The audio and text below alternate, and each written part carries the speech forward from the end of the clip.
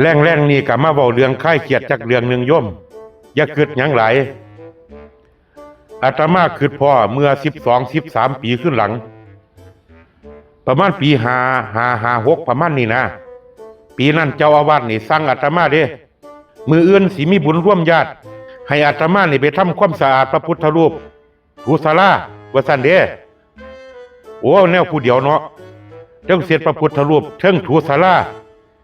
ยังมากวดตาอีกเด้มื้อนั้นอาตมากำลังเสร็จพระพุทธรูปอยู่เห็นเด็กน้อย2อ้ายมันเข้ามาเล่นในวัดอาตมาก็เลยเอื้อนมันมาบักหำครับมึงอยากได้เงินบ่กินก๋วยเตี๋ยวมึงอยากได้เงินไปกินก๋วยเตี๋ยวบ่อยากได้ครับว่าซั่นเด้ว่ามันก็เรียนมาหาให้เฮ็ดหยังครับให้โตนี่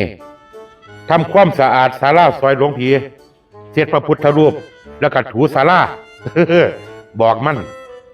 นก็เฮ็ดดีได้ล่ะเฮ็ดจนว่าแล้วจนว่าเกลี้ยงหลังจากเสร็จแล้วอาตมาก็เลยให้เงินมันผู้ละ20 บาทให้ไปกินก๋วยเตี๋ยวสมัยตะกี้ก๋วยเตี๋ยวถ้วยละ20 บาทจังได๋ในหมู่บ้านหลังจากถูศาลาเฮ็ดหยังเบิดแล้วก็ไปกวดตาดอยู่ข้างศาลาเด็กน้อย2อ้ายน่ะมันแล่นไปซื้อก๋วยเตี๋ยวบ่คันโดนมันก็แล่นกลับคืนมาห้องมาแต่หน้าวัดเลยหลวงพี่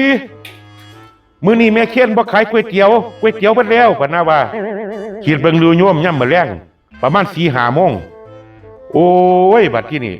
แม่ออกแม่ตนมาสงทาดบ่แม่นน้อยๆคนเด้มันห้องมาตั้งแต่หน้าวัด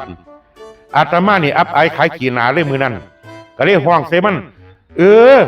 มึงสิสิแตกหยังมึงก็สิแตกโลด